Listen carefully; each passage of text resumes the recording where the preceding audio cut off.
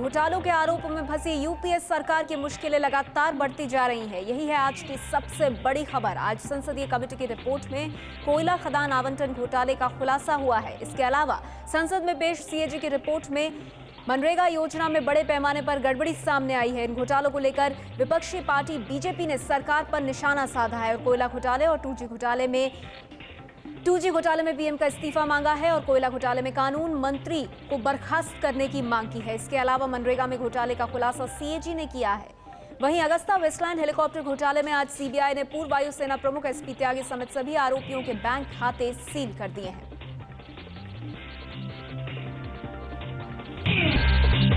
कोयला खदानों और 2G स्पेक्ट्रम के आवंटन में घोटाले के आरोपों के बीच बीजेपी ने प्रधानमंत्री मनमोहन सिंह के इस्तीफे की मांग की है।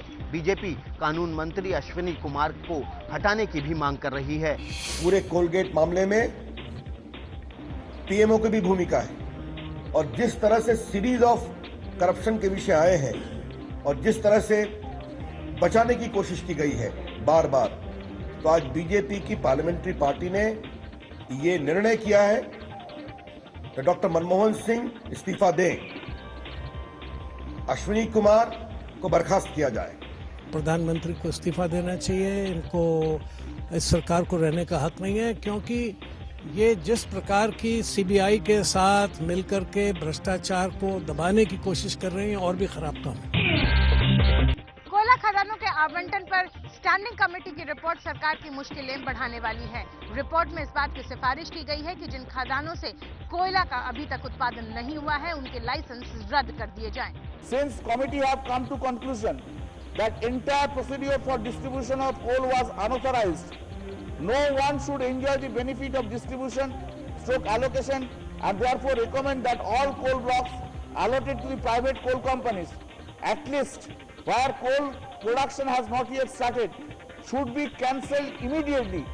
समिति ने आवंटन की प्रक्रिया से जुड़े लोगों की जांच की भी सिफारिश की है। ऐसे में सवाल ये भी है कि नवंबर 2006 से मई 2009 के दौरान कोयला मंत्रालय की जिम्मेदारी निभाने की वजह से प्रधानमंत्री मनमोहन सिंह भी जांच के दायरे में आएंगे। 2G स्पेक्ट्रम घोटाले पर जेपीसी की रिपोर्ट में कथित तौर पर अटल बिहारी वाजपेयी का नाम आने पर बीजेपी ने कड़ा ऐतराज जताया है। अटल बिहारी वाजपेयी देश के लोकप्रियतम प्रधानमंत्री रहे हैं। आज जो दूरसंचार और मोबाइल फोन में क्रांति आई है, वो जो उन्होंने 1999 की पॉलिसी बनाई, जिसको कोर्ट ने भी सराहा है, उसके कारण हुई है। और आज ये सरकार वो बीमार है, उनके खिलाफ इस तरह के अनर्गल आरोप लगाकर करके एक बेबुनियाद निष्कर्ष रखा जाता है ड्राफ्ट रिपोर्ट में। और प्रधानमंत्री मनमोहन सिंह और चिदम्बरम, जिन्होंने पूरे 2G घोटाले में इतनी गड़बड़ी की, उसको आशीर्वाद दिया, उनको क्लीन चिट दी जाती है।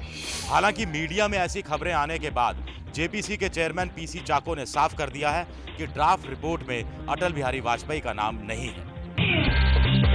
पश्चिम बंगाल के चिटफंड मामले के मुख्य आरोपी सुदीप्तो सेन सहित 3 लोगों को जम्मू कश्मीर के सोनमर्ग से हिरासत में लिया गया है। हालांकि उनकी पहचान अभी बाकी है, इसलिए बंगाल पुलिस की टीम पहचान के लिए श्रीनगर जा रही है। लेकिन चिटफंड घोटाला जिसको लेकर पश्चिम बंगाल में हंगामा मचा हुआ है, सरकार पर भी, राज्य सरकार पर भी सवाल उठ रहे हैं, उसे लेकर श्रीनगर में 3 लोगों को, जिसमें मुख्य आरोपी भी शामिल है, हिरासत में लिया गया। हमारे साथ जुड़ गए एबीपी न्यूज संवाददाता आसिफ कुरैशी। आसिफ, श्रीनगर पुलिस ने इन तीनों को हिरासत में लिया है, क्या कह रही है पुलिस?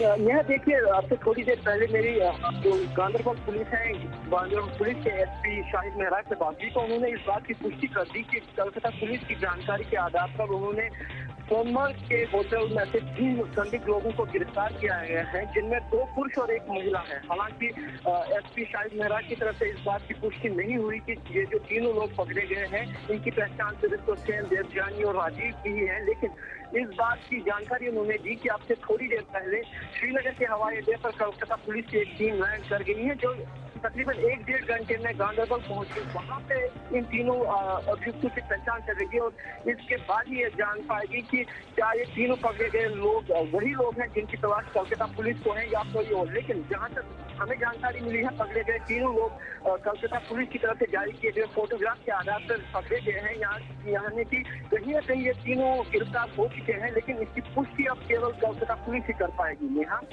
शुक्रिया आसिफ इस जानकारी के लिए। चिटफंड घोटाले में 3 आरोपी, जिसमें मुख्य आरोपी भी शामिल है, श्रीनगर के सोनमर्ग से उन्हें हिरासत में लिया गया है। उनकी पहचान कोलकाता की पुलिस करेगी।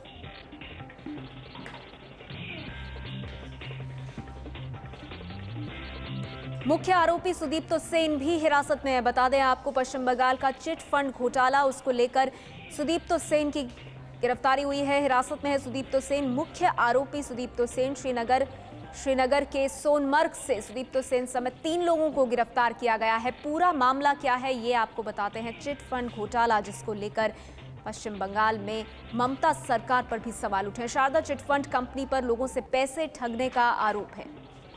पश्चिम बंगाल भर में फैला हुआ है इस कंपनी का जाल और कई लोगों ने इसमें अपने पैसे डाल रखे हैं। मोटे मुनाफे का लालच देकर करोड़ों रुपए लोगों से ठग लिए गए। तृणमूल के कई नेताओं पर कंपनी से जुड़े होने का आरोप लगा। यह भी कहा गया कि कई आम लोगों ने इसमें निवेश किया क्योंकि तृणमूल पार्टी के कई नेता इस कंपनी के साथ जुड़े हुए थे। लेकिन अब ये घोटाला इतना बड़ा हो गया है कि खुद सरकार ने भी अपने आप को इससे किनारा कर लिया है और अब इस पूरे मामले का मुख्य आरोपी सुदीप्तो सेन 3 लोगों समेत गिरफ्तार हुए हैं, हिरासत में लिए गए हैं श्रीनगर के सोनमर्ग में। बता दें आपको, कंपनी का एक निदेशक पहले से पुलिस की गिरफ्त में है।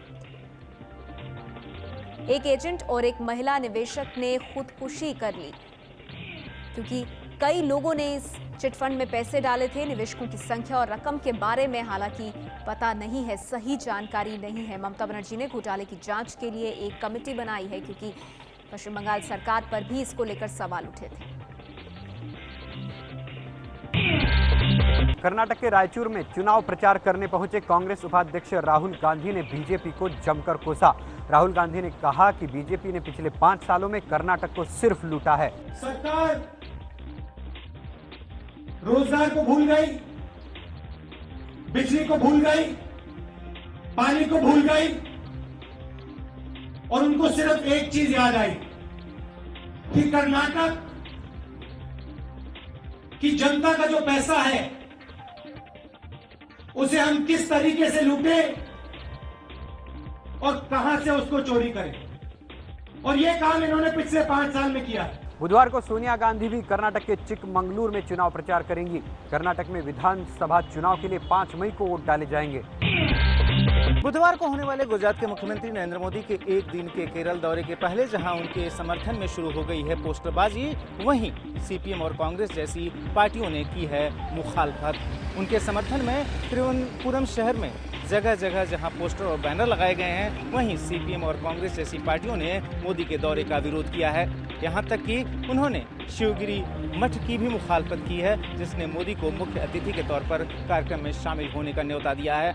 हालांकि मठ की तरफ से ये कहा गया है कि पिछले वर्षों में तमाम पार्टियों के नेता उसके कार्यक्रम में शामिल हुए हैं। ऐसे में नरेंद्र मोदी के आने में कुछ गलत नहीं है। जाहिर है ऐसे में निगाह इस बात पर होगी कि नरेंद्र मोदी जब यहाँ बुधवार के दिन पहुँचते हैं तो क्या होता है सियासी माहौल, और नजर होगी उनके भाषण पर भी जो कि शिवगिरी मठ में वो देने वाले हैं, और क्या उसके जरिए वो किसी खास वोट बैंक को संबोधित करेंगे, इस पर भी होंगी निगाहें। जम्मू कश्मीर के पूर्वी लद्दाख में चीनी सेना की घुसपैठ की खबर से राजनीति गर्मा गई है। बीजेपी ने इसे सरकार की कमजोरी का नतीजा बताया है तो मुलायम ने घुसपैठ की अनदेखी का आरोप लगाया है। जब सरकार कमजोर हो जाती है, सरकार का इकबाल समाप्त हो जाता है, तो चाहे वो चाइना का इनकर्शन हो हमारी धरती पर या दिल्ली में रेप हो, सब जगह अव्यवस्था फैलती है और कानून और सारी नीतियां समाप्त हो जाती है।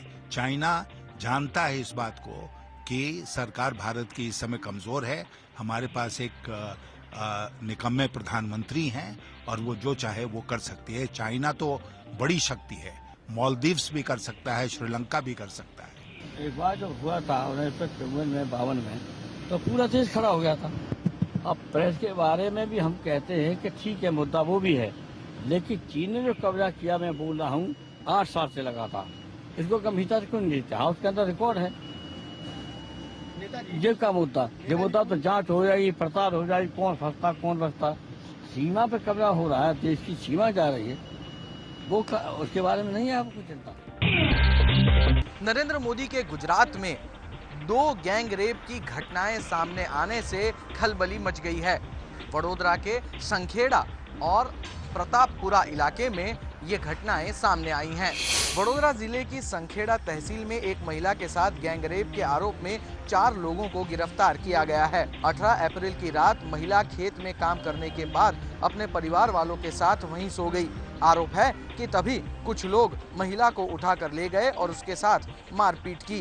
चोट का इलाज कराने पीड़ित महिला जब बोडेली अस्पताल में भर्ती हुई तो महिला के साथ अस्पताल में 3 लोगों ने गैंगरेप किया। वडोदरा जिले के ही प्रतापपुरा में भी एक महिला का अपहरण करके उसके साथ रेप किए जाने का केस सामने आया है। इस केस में पीड़ित महिला ने आरोप लगाया है कि एक शख्स ने उसके साथ रेप किया, जबकि 7 लोगों ने उसका साथ दिया।